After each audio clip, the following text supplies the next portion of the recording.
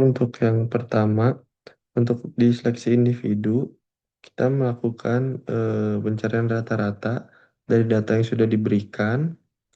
Nah, lalu si data ini tuh kita urutin dari yang terbesar hingga yang terkecil.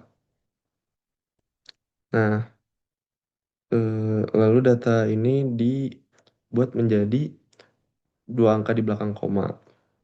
Lalu di copy paste hasil eh, terbaiknya ke dalam hasil seleksi.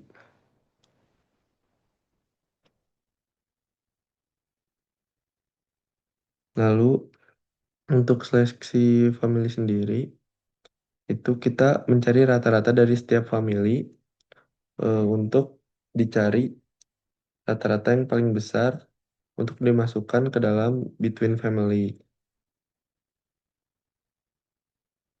Nah, setelah didapatkan rata-rata dari family A, kita mencari rata-rata dari family B. Lalu dibuat dua angka di belakang koma, lalu diurutkan dari yang terbesar hingga yang terkecil, lalu dicari rata-ratanya.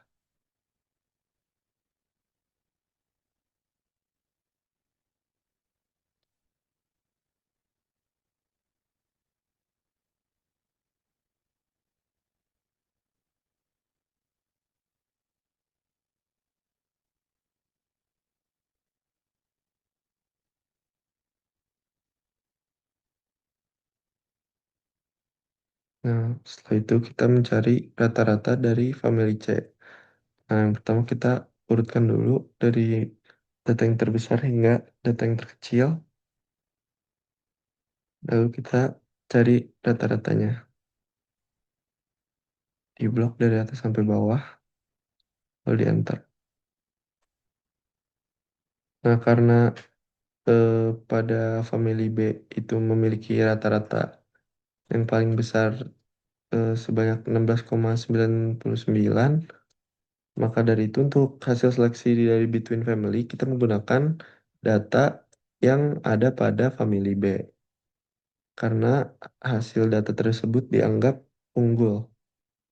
Nah, untuk within family sendiri kita mengambil 10 individu yang unggul dari setiap familinya. Nah, ini untuk family A kita ambil 10, lalu untuk family B kita ambil 10 terbaiknya juga, dan untuk family C kita mengambil 10 juga untuk dimasukkan ke dalam data within family.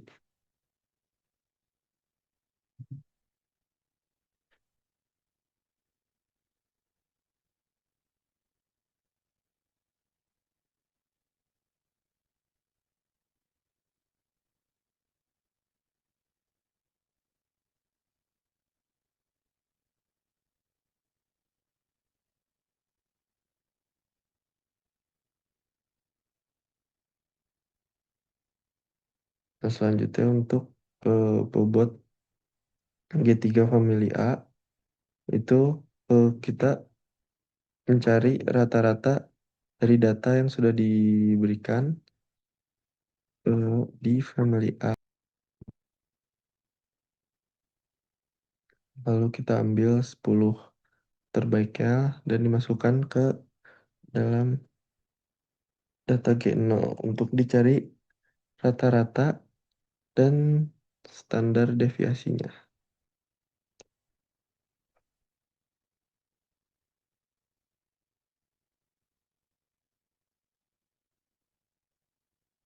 Nah, rata-rata dan standar deviasi dari G0 ini dapat kita gunakan untuk mendapatkan angka dari G1.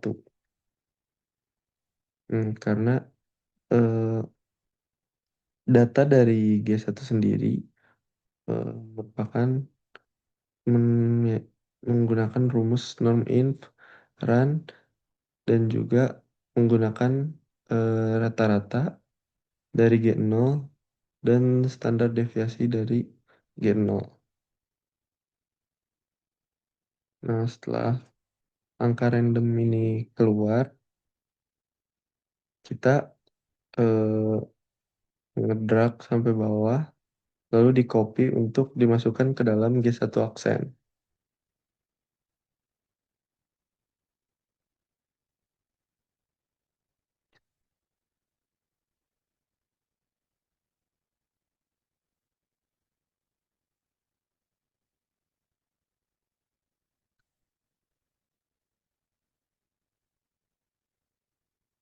Itu kita cari rata-ratanya,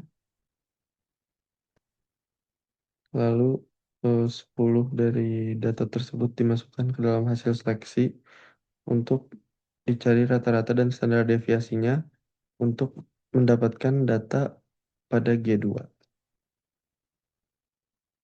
Untuk rumusnya sendiri ini sama seperti sebelum-sebelumnya. Rata-rata menggunakan average dan standar deviasi menggunakan STDFV.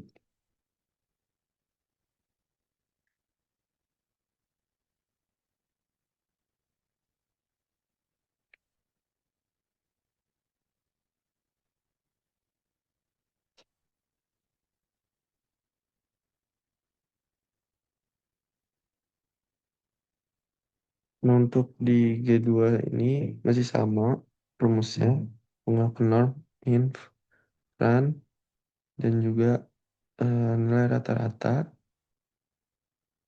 dan standar deviasi dari G1.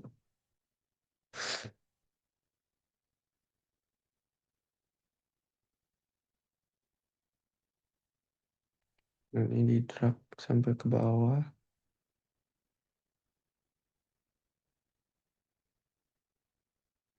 G2 aksen juga sama, T copy dari G2, lalu didapat rata-ratanya.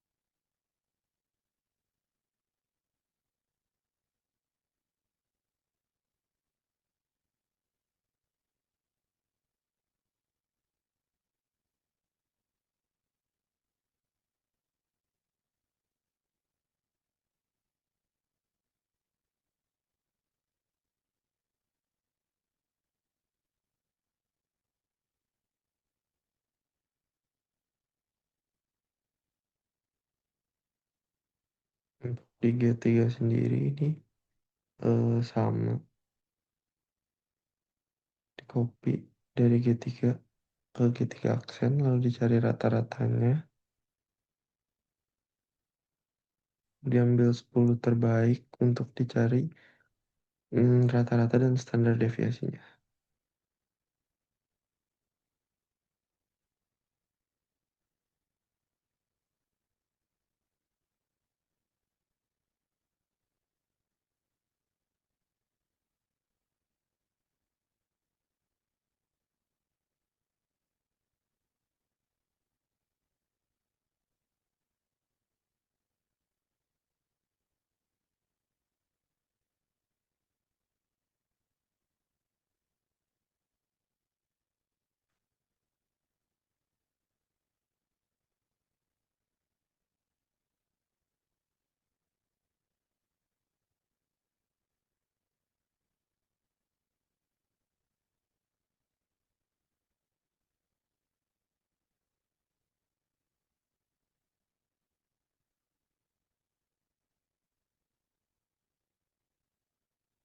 Setelah itu kita masuk ke genetic gain. Nah, untuk genetic gain sendiri ini dibagi menjadi dua, ada dari yang G0 dan dari GT-1. Nah, kalau untuk G0 sendiri rumusnya itu menggunakan, misalnya kita mencari genetic gain eh, yang pertama. Nah, itu berarti kita menggunakan data dari rata-rata G1 dikurangin rata-rata dari G0. Lalu dibagi eh, s- dari G0 lagi lalu dikali 100.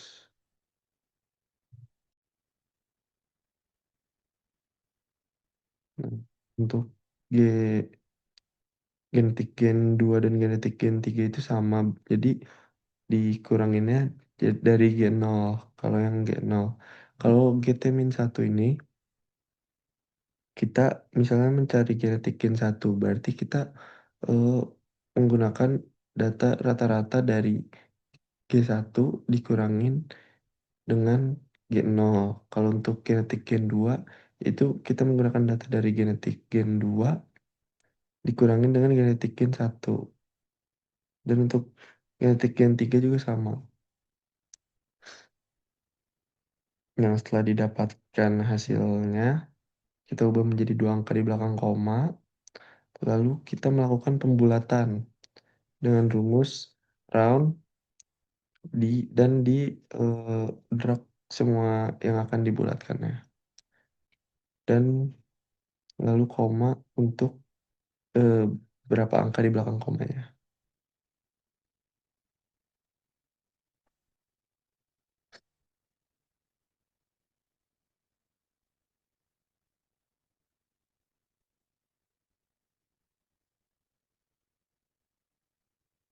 Nah, setelah dibulatkan, kita copy paste ke ukuran,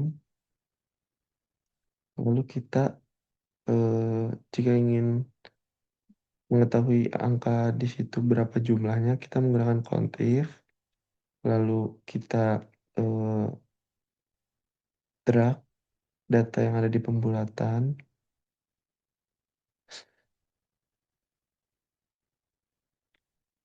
lalu di koma, lalu ukuran yang pertama.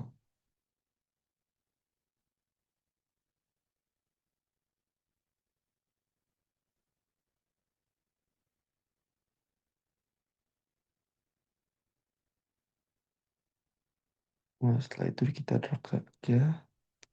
Lalu untuk garis rata-rata X dan Y ini kita gunakan untuk membuat grafik. Pertama kita cari-cari rata-ratanya terlebih dahulu dari data ukuran. Lalu untuk yang Y sendiri, cara mencarinya yaitu kan jumlah dari yang kita dapat di ukuran ini ada tiga paling banyaknya. Nah, jadi itu kita tulisnya 4 karena N+1. Lalu data ini kita drag, lalu kita masuk ke recommended charts, lalu kita pilih scatter. Nah, lalu kita bisa klik kanan di bagian ininya, lalu kita select data. Nah, kita masukkan eh, garis X dan Y-nya ke dalam grafik ini. Kita pencet OK, lalu kita akan berubah menjadi X dan Y seperti ini. Mungkin sekian video penjelasan yang dapat saya sampaikan. Mohon maaf bila ada kesalahan. Assalamualaikum warahmatullahi wabarakatuh.